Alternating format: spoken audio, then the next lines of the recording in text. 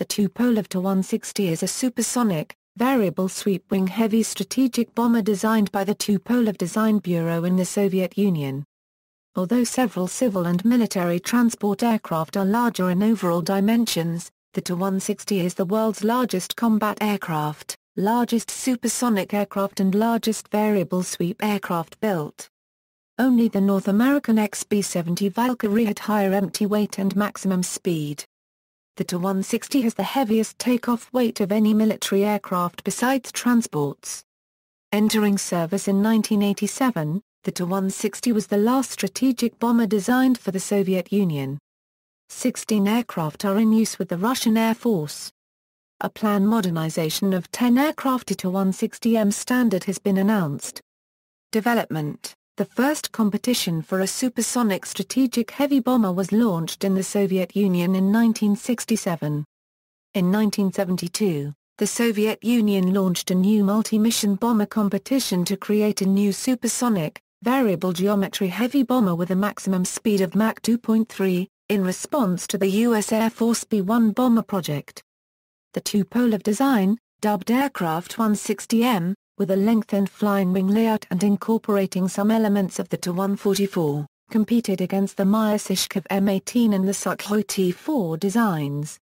Work on the new Soviet bomber continued despite an end to the B-1A, and in the same year, the design was accepted by the government committee. The prototype was photographed by an airline passenger at a Zhukovsky airfield in November 1981. About a month before the aircraft's first flight on December 18, 1981. Production was authorized in 1984, beginning at Kazan Aircraft Production Association. Modernization. Like many Soviet weapon systems, the Tu-160 has struggled to overcome unreliable components and a lack of maintenance during the 1990s. The original systems were faulty and required a complete rework using up-to-date computer chip and circuit systems, so that the aircraft was accepted into Russian service after testing in late 2005. The upgrade also integrated the ability to launch a new long-range cruise missile. Although the Russians have overstated the progress of the modernization project, it seems the project has been restricted by limitations of the lack of up-to-date facilities to keep aircraft flying. This resulted in 2006 of the delivery of a new-build aircraft, but the first modernized Tu-160 in July 2006 did not receive new avionics, although they were planned for the new airframe. The modernization now appears to have been split into two phases, concentrating on life extension with some communication and Euro-navigation updates to start with, followed by 10 aircraft receiving new engines and capability upgrades after 2016. The first refitted aircraft was delivered to the VVS in May 2008. A contract to overhaul 3 aircraft in 2013 cost EU $3.4 billion. Although the Phase I update was due to be completed by 2016, industrial limitations may delay it to 2019 or beyond. There is a particular problem with the engines. Although KSTs have designed an NK-32M engine that improved the reliability of the troublesome NK-32 engines, its successor company has struggled to deliver working units. Metalist Samara JSC has not produced new engines for a decade, and when it was given a contract in 2011 to overhaul 26 of the existing engines, it managed just 4 in 2 years. There are problems with the ownership of the company and it lacks finance to build a new production line. It insists it needs an order of 20 engines per year, but the government is only prepared to pay for 4 to 6 engines per year. A much improved gas generator has been bench tested but may not enter production until 2016. Design. The Tu-160 is a variable geometry wing aircraft. The aircraft employs a fly-by-wire control system with a blended wing profile, and full-span slats are used on the leading edges, with double-slotted flaps on the trailing edges. The Tu-160 is powered by 4 KSTs of NK-321 afterburning turbofan engines, the most powerful ever fitted to a combat aircraft. Unlike the American B-1B Lancer, which reduced the original Mach 2 Plus requirement for the B-1A to achieve a smaller radar profile, the Tu-160 retains variable intakes, and is capable of reaching Mach 2.05 speed at altitude. The Tu-160 is equipped with a probe and drogue in-flight refueling system for extended range missions, although it is rarely used. The Tu-160's internal fuel capacity of 130 tons gives the aircraft a roughly 15-hour flight endurance at a cruise speed of around 850 km per hour at 9,145 m. In February 2008, Tu-160 bombers and Il-78 refueling tankers practiced air refueling during air combat exercise, as well as MiG-31, A-50 and other Russian combat aircraft. Although the Tu-160 was designed for reduced detectability to both radar and infrared, it is not a stealth aircraft. Nevertheless, Lieutenant General Igor Kvarov claimed that Tu-160s managed to penetrate the U.S. sector of the Arctic undetected on April 25, 2006, leading to a USAF investigation according to a Russian source. The Tu-160 has a crew of 4 in K-36 decimeters ejection seats. Weapons are carried into internal bays, each capable of holding 20,000 kg of free-fall weapons or a rotary launcher for nuclear missiles. Additional missiles may also be carried externally. The aircraft's total weapons load capacity is 40,000 kg. However, no defensive weapons are provided. The Tu-160 is the first unarmed post-World War II Soviet bomber. A demilitarized, commercial version of the Tu-160, named Tu-160SK, was displayed at Asian Aerospace in Singapore in 1994 with a model of a small space vehicle named Burlak attached underneath the fuselage. While similar in appearance to the American B-1 Lancer, the Tu-160 is a different class of combat aircraft, its primary role being a standoff missile platform. The Tu-160 is also larger and faster than the B-1B and has a slightly greater combat range, though the B-1B has a larger combined payload. Another significant difference is that the color scheme on the B-1B Lancer is usually radar-absorbent black. The Tu-160 is painted with anti-flash white, giving it the nickname among Russian airmen White Swan. Operational history: the Tu-160 began service in April 1987 with a 184 Guards Bomber Regiment, based at Priluki, Soviet Union.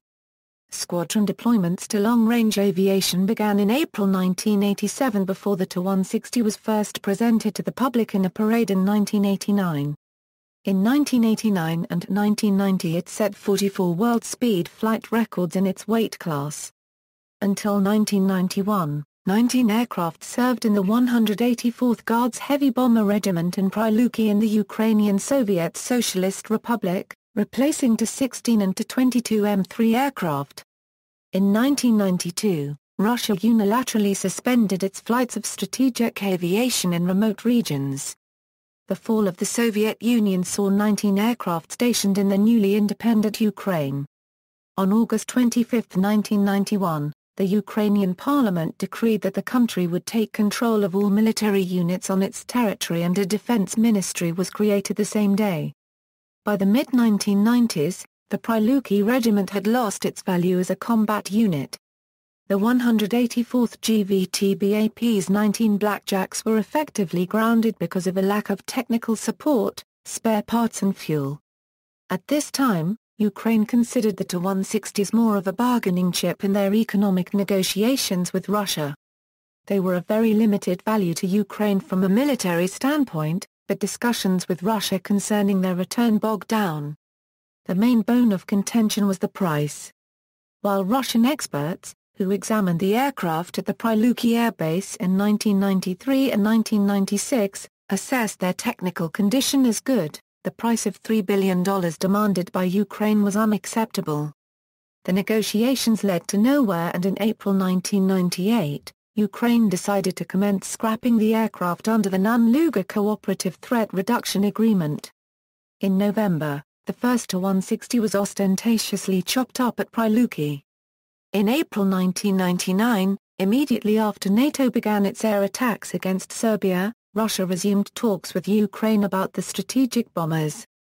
This time they proposed buying back 8 Tu-160s and 3 95 ms models manufactured in 1991. As well as 575 Kh-55 ms missiles.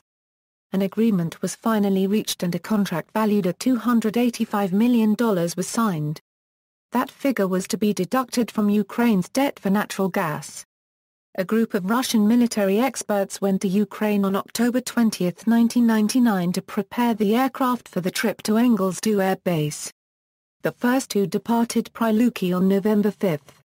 During the months that followed, the other 7 Blackjacks were brought to Engels, with the last 2 arriving on February 21, 2001. Along with the repurchase of the aircraft from Ukraine, Russia's defense ministry sought other ways of rebuilding the fleet at Engels. In June 1999, the ministry placed a contract with the Kazan Aircraft Production Association for a delivery of a single, almost complete, bomber. The aircraft was the second aircraft in the 8th production batch and it arrived at Engels on September 10. It was commissioned into service as 07 on May 5, 2000. The unit that was operating the fleet from Engels was 121st Guards Heavy Bomber Regiment.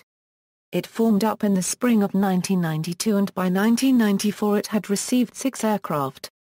By the end of February 2001, the fleet stood at 15 with the addition of the 8 aircraft from Ukraine and the new build. As of 2001, 6 additional Tu-160 have served as experimental aircraft at Zhukovsky, 4 remaining airworthy. The Air Force fleet was reduced to 14 by the crash of the Mikhail Gromov during flight trials of a replacement engine on September 18, 2003. It would be brought up to 16 aircraft by the completion of a part-built aircraft in June 2006 and the delivery of the Vitaly Tupolev on April 29, 2008. Following acceptance of the testing of the prototype of the long-awaited avionics upgrades, the Tu-160 formally entered service with the Russian Air Force by a presidential decree of December 30, 2005. On August 17, 2007, Putin announced that Russia was resuming the strategic aviation flight stopped in 1991, sending its bomber aircraft on long-range patrols. On September 14, 2007, British and Norwegian fighters intercepted 2 Tu-160s which breached NATO airspace near the UK and Finland. On December 25, 2007, 2 Blackjacks came close to Danish airspace, and 2 Danish Air Force F-16 Fighting Falcons scrambled to intercept and identify them. According to Russian government sources, on September 11, 2007, a Tu-160 was used to drop the massive fuel-air explosive device, the father of all bombs, for its first field test. However, some military analysts expressed skepticism that the weapon was actually delivered by a Blackjack. On December 28, 2007, the first flight of a new Tu-160 was reported to have taken place following completion of the aircraft at the Kazan aviation plant. After flight testing, the bomber joined the Russian Air Force on April 29, 2008. Bringing the total number of aircraft in service to 16. One new Tu-160 is expected to be built every 1 to 2 years until the active inventory reaches 30 or more aircraft by 2025 or 2030. On September 10, 2008, 2 Russian Tu-160 landed in Venezuela as part of military maneuvers, announcing an unprecedented deployment to Russia's ally at a time of increasingly tense relations between Russia and the United States. The Russian Ministry of Defense said Vasily Senko and Alexander Molodchny were on a training mission. It said in a statement carried by Russian news agencies, that the aircraft will conduct training flights over neutral waters before returning to Russia. Its spokesman added that the aircraft were escorted by NATO fighters as they flew across the Atlantic Ocean. On October 12, 2008, a number of Tu-160 bombers were involved in the largest Russian strategic bomber exercise since 1984. A total of 12 bombers including Tu-160 Blackjack and Tu-95 Bear conducted a series of launches of their cruise missiles. Some bombers launched a full complement of their missiles. It was the first time that a Tu-160 had ever fired a full complement of missiles. On June 10, 2010, 2 Tu-160 bombers carried out a record-breaking 23-hour patrol with a planned flight range of 18,000 km. The bombers flew along the Russian borders and over neutral waters in the Arctic and Pacific Oceans. Russian media reports in August 2011 claimed that only 4 of the VVS-16 Tu-160 were flight-worthy. By mid-2012 Flight reported 11 were combat-ready and between 2011-13 11 were photographed in flight. On November 1, 2013, Alexander Goluvanov and Alexander Novikov went into Colombian airspace in 2 different occasions without receiving previous clearance from the Colombian government. The aircraft was going from Venezuela to Nicaragua and headed for Managua. The Colombian government issued a letter of protest to the Russian government following the first violation. 2 Colombian Air Force IAIKFIRS stationed at Barranquilla intercepted and escorted the 2 Blackjacks out of Colombian airspace after the second violation. Variants: Tu-160, production version. Tu-160S, designation used for serial Tu-160s when needed to separate them from all the pre-production and experimental aircraft. Tu-160V, proposed liquid hydrogen fueled version. Tu-160 NK-74, proposed upgraded version with NK-74 engines. Tu-160M, upgraded version that features new weaponry, improved electronics and avionics, which double its combat effectiveness. Will carry the hypersonic KH-90 missiles. Tu-160P, proposed very long-range escort fighter interceptor version. Tu-160PP, proposed electronic warfare version carrying standoff jamming and ECM gear. Tu-160R, proposed strategic reconnaissance version. Tu-160SK, proposed commercial version, designed to launch satellites within the Burlak system. Operators: Russian Air Force, 16 were in service as of April 2008, with the 121st Guards Heavy Bomber Regiment at Engels Saratov. As of 2013, 11 Tu-160s are combat-ready. Former, Ukrainian Air Force inherited 19 Tu-160s from the former Soviet Union, and subsequently handed over 8 Tu-160s to Russia as exchange for debt relief in 1999. The remainder were scrapped under the NATO-Luga Cooperative Threat Reduction Agreement led by the U.S. One in Museum of the Strategic Aviation in Poltava, a Soviet Union, Soviet Air Force, 184th Guards Heavy Bomber Regiment, Priluki, Ukrainian SSR, specifications. Data from Jane's All the World's Aircraft 2003 2004, general characteristics, crew, 4, length, 54.10 meters, wingspan, spread 55.70 m, swept, 35.60 m. Height, 13.10 m, wing area, spread 400 mass squared, swept, 360 mass squared. Empty weight, 110,000 kilograms, loaded weight, 267,600 kilograms, max takeoff weight, 275,000 kilograms, power plant, Fora, Samara NK321 turbofans, dry thrust, 137.3 kilonewtons each, thrust with afterburner, 245 kilonewtons each. Performance, maximum speed, Mach 2.05 at 12,200 m, cruise speed, Mach 0.9, range, 12,300 km, practical range without in-flight refueling, Mach 0.77 and carrying 6A, KH-55SM dropped at mid-range and 5% fuel reserves, combat radius, 7,300 km 2,000 km at Mach 1.5, service ceiling, 15,006 m, rate of climb, 70 meters per second, wing loading, 742 kilograms mass squared with wings fully swept, lift to drag, 18.5. A Euro 19, while supersonic it is above 6. Thrust weight, 0.37, armament, 2 internal bays for 40,000 kilograms of ordnance including, 2 internal rotary launchers each holding 6A, Raduga KH-55SM-102 cruise missiles or 12A, Raduga KH-15 short-range nuclear missiles.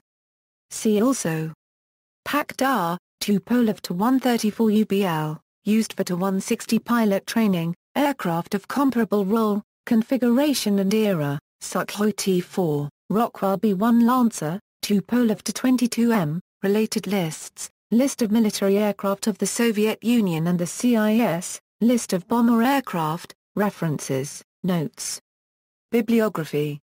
External links, Tu-160 page at globalsecurity.org, external link to Tu-160 Airbase.